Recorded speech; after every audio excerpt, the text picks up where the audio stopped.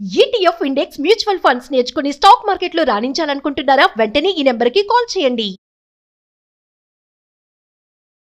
Hi viewers, India's largest digital media network Suman టీవీకి స్వాగతం. ప్రస్తుతం మనతో ఉన్నారు chartered wealth manager and wealth coach Rama Rajesh గారు.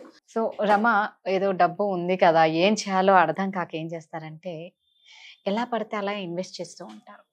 ఎక్కువ మంది ఆల్మోస్ట్ ఎలా ఉంటుందంటే మైండ్ సెట్ ల్యాండ్ మీద, గోల్డ్ మీద చాలా మందికి ఇంట్రెస్ట్ ఉంటుంది. అవును. అంటే గోల్డ్ అయితే పెరిగిపోతూ ఉంటుంది, ల్యాండ్ కూడా అలాగే పెరిగిపోతూ ఉంటుంది అని. ఇది ఎంతవరకు కరెక్ట్ అసలు? చాలా చాలా రైట్ క్వశ్చన్ రాదా. ఇది తెలుసుకోవాలి అందరూ కూడా.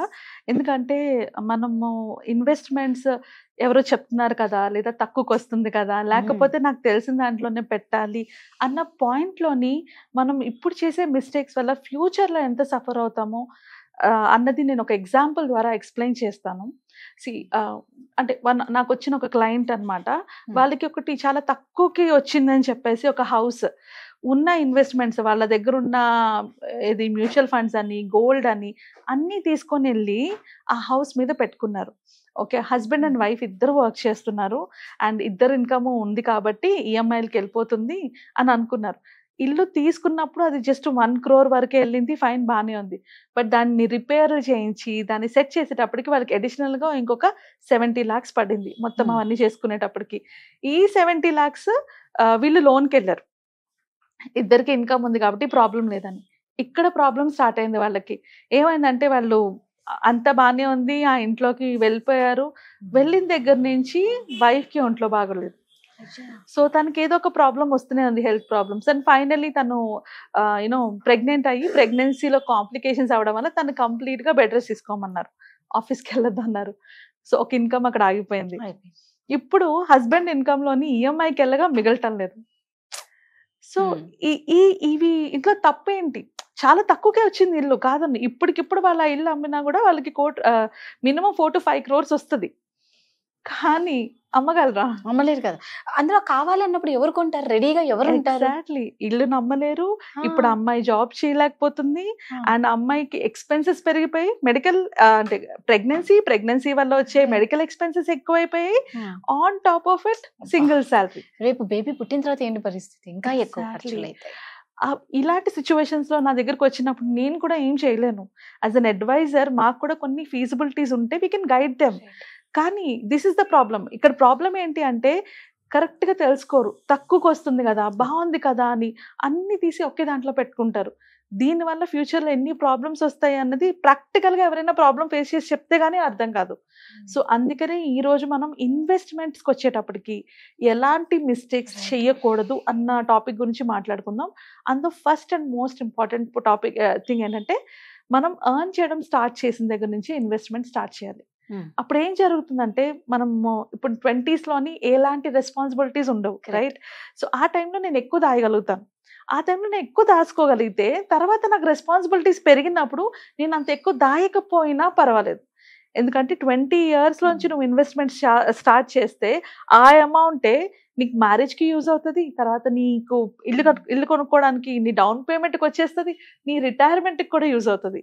బికాస్ ఎంత లాంగ్ మనం ఇన్వెస్ట్ చేసి ఉంటామో అంత రిటర్న్స్ మనకు వస్తాయి. సో కానీ అందరూ ఏం చేస్తాం, ఫాస్ట్ రిటర్న్స్ కోసం ఎక్స్పెక్ట్ చేస్తాం. ఇది సెకండ్ మిస్టేక్. నేను ఇప్పుడు పెట్టానా రేపు వచ్చాయా లేదా, ఇలాంటి వాటిలోనే చాలా మంది మోసపోతారు.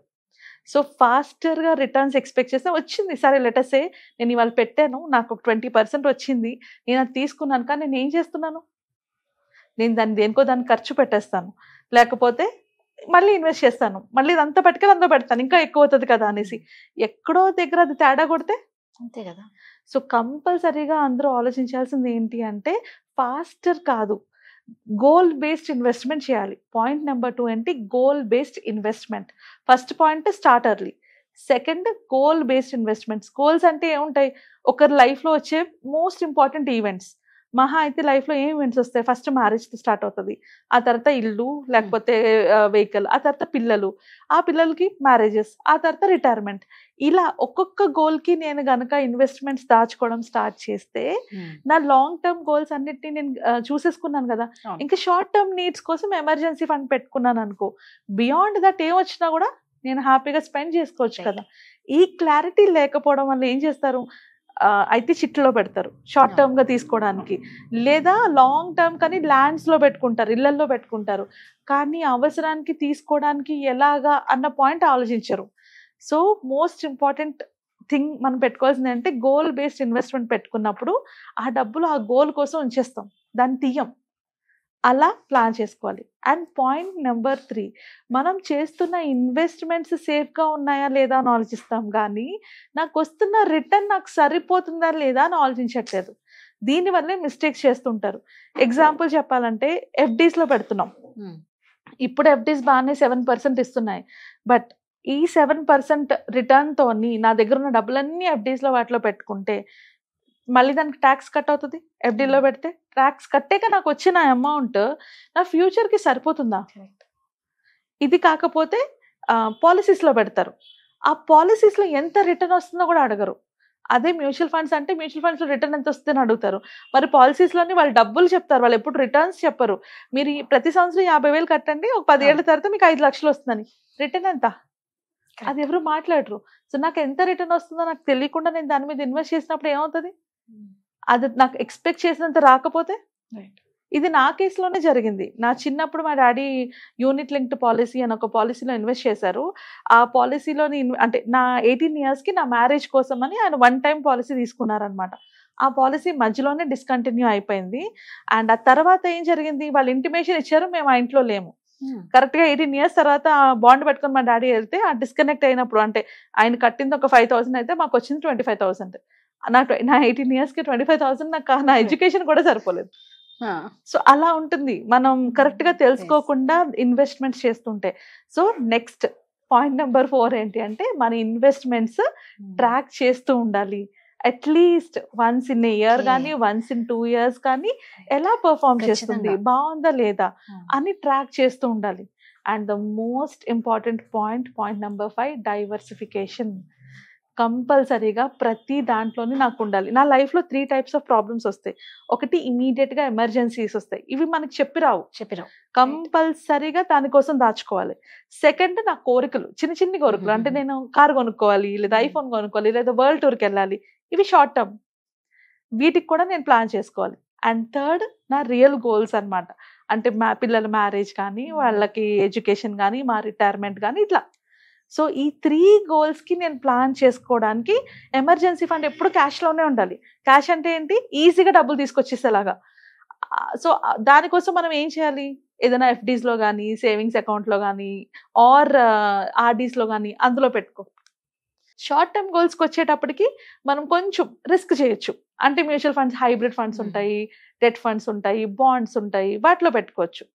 అండ్ ఇంకొంచెం లాంగ్ టర్మ్కి వెళ్ళేటప్పుడు మిగతావన్నీ రియల్ ఎస్టేట్ కానీ, లేకపోతే మ్యూచువల్ ఫండ్స్ కానీ, లేకపోతే స్టాక్ కానీ, మిగతా వాటిలో పెట్టుకోవచ్చు. సో మన గోల్ బట్టి మన ఇన్వెస్ట్మెంట్ వెహికల్ మారిపోవాలి. ఇప్పుడు నేను షార్ట్ టర్మ్ ఏదైనా ఎమర్జెన్సీ వస్తే ఉంటది కదా అని ల్యాండ్ కొనుక్కున్నాను అనుకున్నా, ఎమర్జెన్సీకి ల్యాండ్ అమ్ముకోగలనా?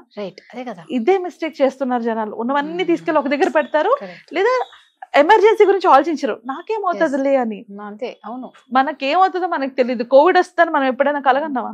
మనకు తెలీదు. సో కంపల్సరీగా డిఫరెంట్ పర్పసెస్ కి డిఫరెంట్ ఇన్వెస్ట్మెంట్ వెహికల్స్ ఉండాలి. గోల్డ్ పెట్టుకోవచ్చు షార్ట్ టర్మ్ కి, లాంగ్ టర్మ్ కూడా పెట్టుకోవచ్చు, ఎమర్జెన్సీకి కూడా పెట్టుకోవచ్చు. So gold is one such thing, అది ఎప్పుడైనా పెట్టుకోవచ్చు. కాకపోతే మన దగ్గర ఉంచుకోవడం కాకుండా అది బాండ్స్ రూపంలో తీసుకుంటే బెనిఫిట్ ఉంటుంది. ఇప్పుడు గోల్డ్ నా దగ్గర ఉందనుకో, లేడీస్ కి సెంటిమెంట్, అది ఇవ్వము అది ఇదని. సో బాండ్ రూపంలో తీసుకోండి, సోవరెన్ గోల్డ్ బాండ్ అని. అలాగే మ్యూచువల్ ఫండ్స్ కూడా మీకు కావాలనుకుంటే 5 yearsలో తీసుకోవచ్చు, లైక్ 10 yearsలో తీసుకోవచ్చు. మీకు అంటే రియల్ ఎస్టేట్ కన్నా ఎక్కువ రిటర్న్స్ మ్యూచువల్ ఫండ్స్ ఇస్తున్నాయి, బట్ మ్యూచువల్ ఫండ్స్ మీద ఇన్వెస్ట్ చేయాలంటే అమ్మో రిస్క్ అని భయపడతారు. In the long run 10 years పాటు ఉంటే mutual fund is not risky. మనము గోల్డ్లో పెట్టినప్పుడు ఈ రోజు పెట్టి రేపు అమ్మో రేట్ తగ్గిపోయింది పెరిగిపోయిందని చూస్తామా? గోల్డ్ కి మన ఒపీనియన్ ఏంటి, ఖచ్చితంగా లాంగ్ టర్మ్ పెరుగుతుంది అనే కదా. సేమ్ మ్యూచువల్ ఫండ్స్ కూడా, మ్యూచువల్ ఫండ్స్ లో పెట్టేటప్పుడు ఇది ఇప్పుడు పెరిగిందా తగ్గిందా చూడొద్దు, లాంగ్ టర్మ్ లో పెరిగిందా తగ్గిందా అని చూస్తే దెన్ అది కూడా గుడ్ ఇన్వెస్ట్మెంట్. సో ఈ 5 points గుర్తు పెట్టుకొని ఈ మిస్టేక్స్ కనుక చేయకపోతే ఫైనాన్షియల్ గా ట్రబుల్స్ ఫేస్ చేస్తాం. ఇన్వెస్ట్మెంట్ ఎక్కడ చెయ్యాలి అనేది చాలా ఇంపార్టెంట్ కాబట్టి రమ్మ చాలా క్లియర్ గా చెప్పారు. సో ఇది బేస్ చేసుకొని మీరు ఇన్వెస్ట్మెంట్ ప్లాన్ చేయండి. ఇంకా ఇన్ డీటెయిల్డ్ గా ఇన్సూరెన్స్ గురించి కానీ ఇన్వెస్ట్మెంట్స్ గురించి కానీ తెలుసుకోవాలంటే ఆర్ నాకు ఎలాంటి ఇన్వెస్ట్మెంట్ రైట్, నాకు ఎలాంటి ఇన్సూరెన్స్ రైట్ అన్న డౌట్స్ ఉన్నా కానీ మీరు కమెంట్స్ పెట్టండి. ఒక వెబినార్ చేసుకుందాం. ఆ వెబినార్లో క్లియర్గా మనం ఇంకా ఇన్డెప్త్గా నాకు ఎలాంటి ఇన్సూరెన్స్ కరెక్ట్, నేను ఎలాంటి ఇన్వెస్ట్మెంట్ చేస్తే రైట్ అన్నది తెలుసుకోవచ్చు. ఓకే, మీకు ఒకవేళ ఇంట్రెస్ట్ ఉంటే కనుక కిందున్న నెంబర్కి కాంటాక్ట్ అవ్వండి అండ్ వీ కెన్ ఒక వెబినార్ని అరేంజ్ చేసుకోవచ్చు. అలాగే ఎలాంటి టాపిక్స్, ఇంకా మీకు ఎలాంటి టాపిక్స్ గురించి మాట్లాడాలనుకుంటున్నారో వాటి గురించి కూడా కింద కామెంట్స్ చేస్తే అలాంటి టాపిక్స్ గురించి మాట్లాడదాం. ఇంకా కొన్ని గవర్నమెంట్ స్కీమ్స్ ఉన్నాయి, కాన్సెప్ట్స్ ఉన్నాయి, అవి ఏమైనా కావాలనుకుంటే దయచేసి కామెంట్ చేయండి. మనం దాని గురించి నెక్స్ట్ వీడియోస్లో మాట్లాడుకుందాం. Thank you. Thank you.